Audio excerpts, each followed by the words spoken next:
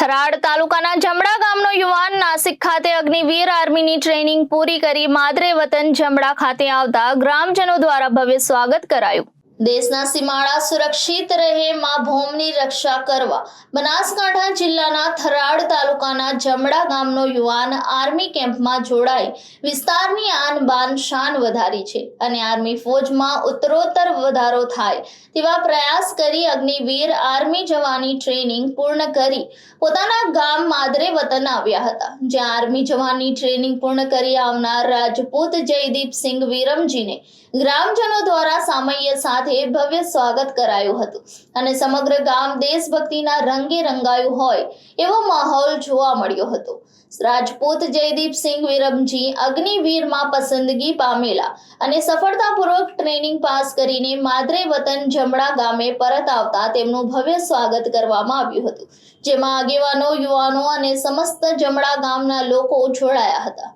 Reporter Thanaji Rajput, Janadesh news, Banaskantha.